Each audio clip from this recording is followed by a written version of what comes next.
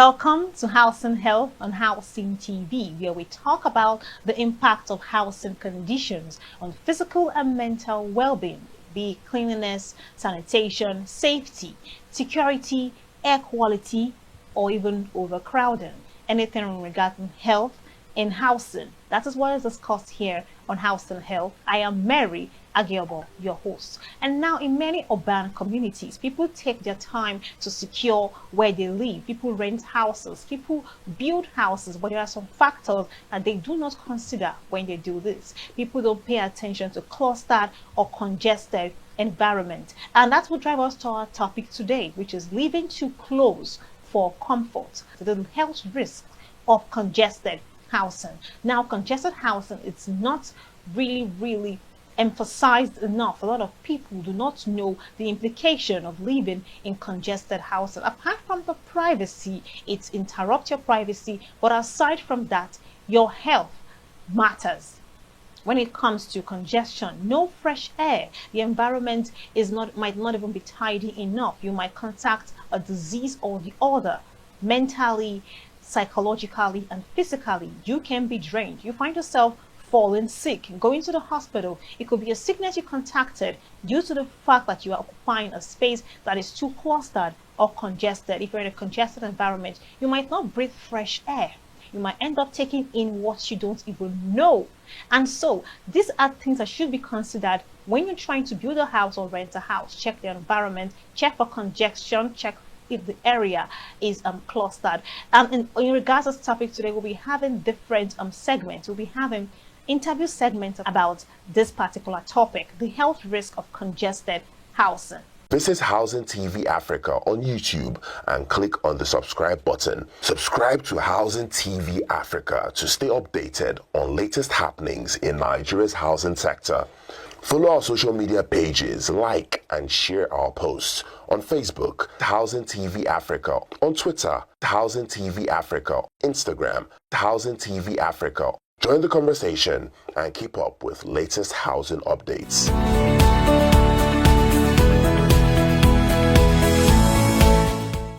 Welcome back to Housing Health, and we are still on our topic, living too close for comfort, the health risks of congested housing. And joining us today as our guest is a seasoned quantity surveyor with extensive experience in urban planning and housing development, with a deep understanding of building design, construction standards, and housing layout. Our guest name for today is Anne Hahetwamen. She'll be giving us hints on how to be cautious of renting or building houses and how to make sure that we are not renting or building houses that are going to affect our health eventually in regards to congestion and clustering. And she has first-hand knowledge of the challenges posed by congested and poorly planned housing. Today, she will help us understand how overcrowded living spaces affect residents and what can be done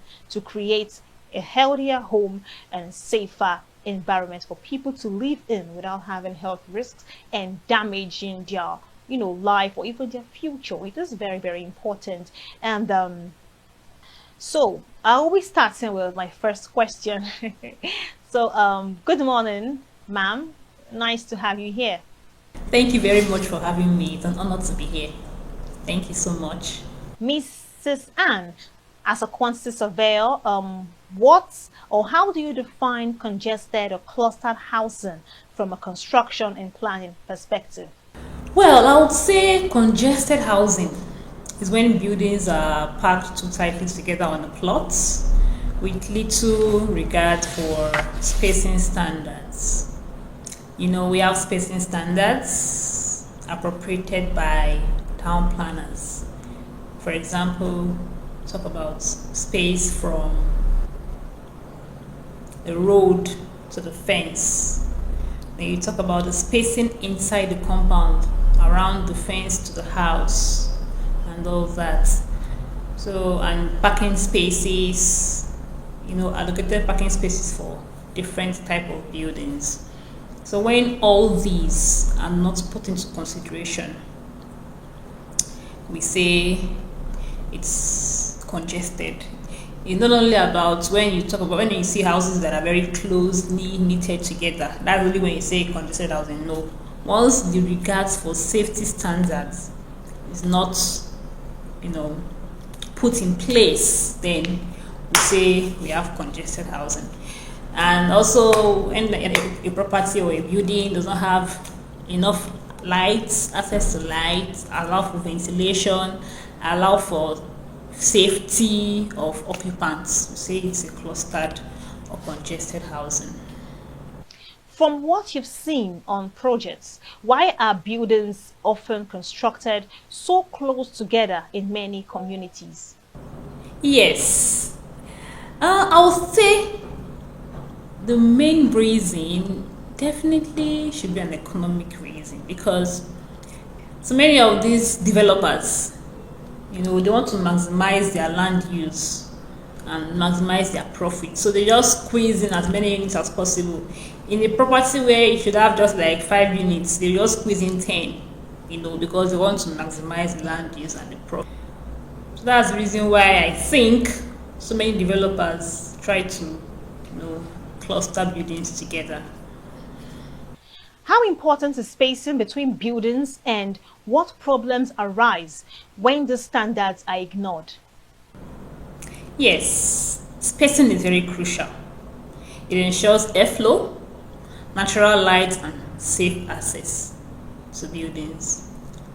It allows for quicker and faster emergency issues. Suppose the fire outbreak, the emergency personnel can get there in time, put it out, and save lives. In cases of even maintenance, so maintenance becomes easier when maintenance becomes difficult. When the place is flat together, maintenance is difficult, safety is unreal, there will be an issue, and people are running helter-skelter. People that are supposed to be in charge cannot even get access to that place because of congestion. Then even the property also declines faster.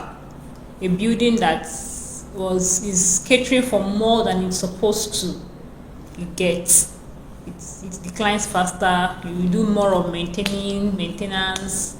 Imagine a property where, I remember when I was growing up, there was this house, like the fence after our building, there was this compound. They had 2 structures, high rise, like I think about 3 or 4 floors, both of them, or 5. The compound, there's so many people there.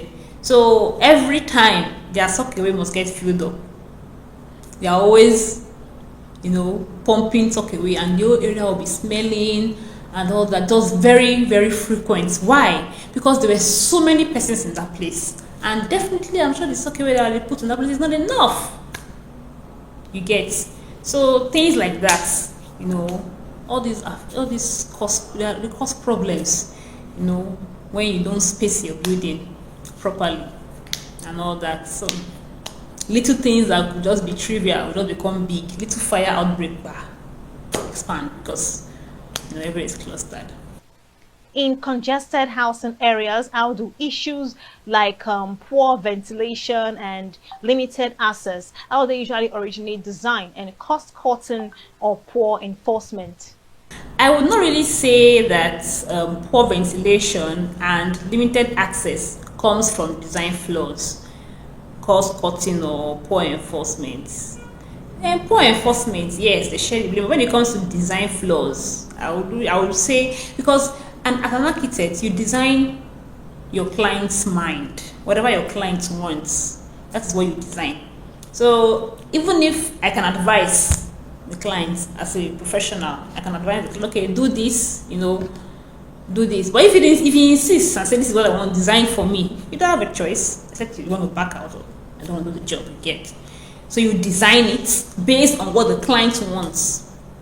You understand? So I think it's the enforcement, because the people are supposed to enforce that spacing. They're not really doing their jobs. You get? So I don't really know, on the point fingers now, but I'm not going to say it's from design or from cutting costs. because whatever the design presents, that's what quantity survey is going to cost as holistic figure to finish up the property. Are there standard building regulations that address spacing, ventilation, and occupancy limits? And how often are they followed? Yes. Most countries have standard building regulations, including Nigeria. We have standard building regulations that address spacing, that address ventilation, that address occupancy limits. It addresses each and every of this thing I just mentioned. But are they followed? We wouldn't know. All these things are supposed to be. They are there.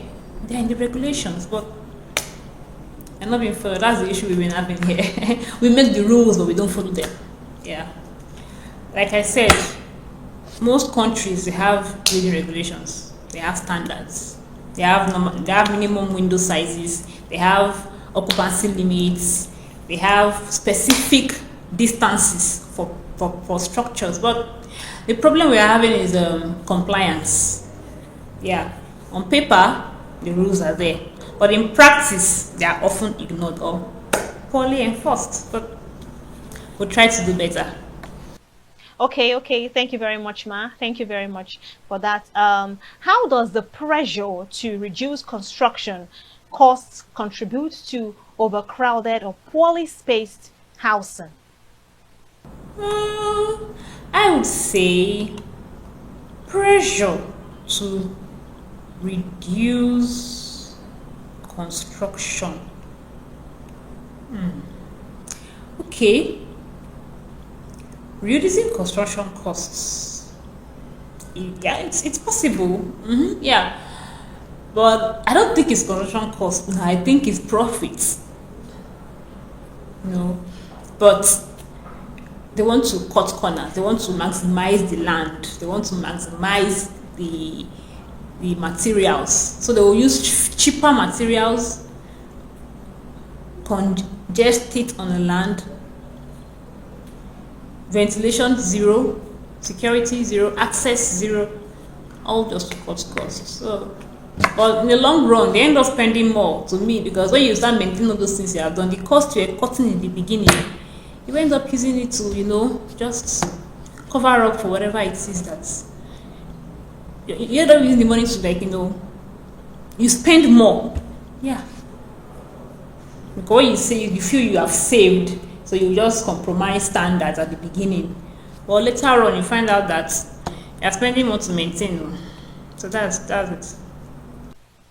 Oh, okay. I agree with you on that, man. Now, do developers sometimes sacrifice space and safety to maximize profit? And how common is this in your experience?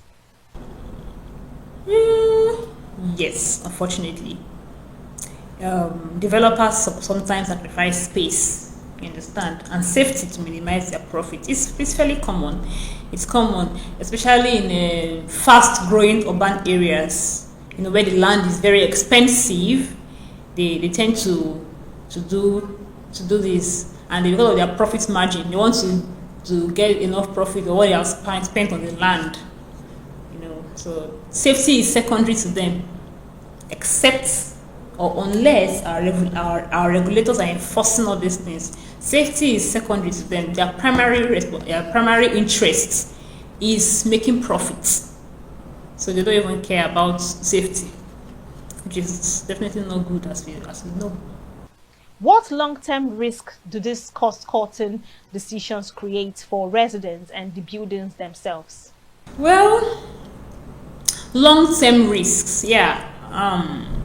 There are so many long-term risks that comes up from, cutting costs when it comes to construction and clustering buildings together. There are so many health issues, respiratory problems, stress from overcrowding, higher vulnerability during emergencies. For example, there's an emergency somewhere now, bam, the area is clustered. Before you can get to the person, that the person dies. And most Nigerians, they don't have basic first aid skills. So before help comes, the person don't, So Um, yeah, health issues, respiratory issues, pandemics. When there's a cluster, it's faster for disease to spread. Stress, anything at all. Then for some buildings that have poor spacing, accelerate and poor spacing, it deteriorates fast because the drainage, or like I said earlier in the example I gave, the sock away, cracks, things just tend to wear off faster because they are being overworked. Okay. So how does poor layout affect access for emergency services like fire trucks or ambulances? Structurally, yeah, structurally, safety challenge that is most common in congested housing environments. That would be fire. Yeah, fire hazards are the biggest. This is where we have more casualties when you know there's congested housing. Makes evacuation difficult, makes emergency services slow, sluggish, and the risks they increase. Yeah. How does congestion affect building maintenance, waste management, and drainage systems over time? Okay, how does congestion affect building maintenance? Okay, waste management and drainage system over time. Yes, when a property is congested, the waste management, for example, the waste produced from the occupants will be more. A property that's supposed to house, let's say, 5 bedroom flats, 5 units or 5 bedroom flats. It's an example now. And each of these 5 units will have like 5 family members each. That's 25. Then you now house 10. Then the family soon now have extended family, now house another 10. You put now 20. No, sorry, 10, no, 10 times 5, 15, yes, plus 10, you put now 150 instead of 25 inside the property. Imagine the chaos. So maintenance is slow, maintenance is more frequent, you spend more money, waste management is, waste gets clogged up easily, even the drainage systems get damaged because they are not designed for dense populations. They are designed for a scarcely populated environment, but you now overpopulating. So those things like drainage systems, waste management, they deteriorate faster. So there's nothing good about clustering houses.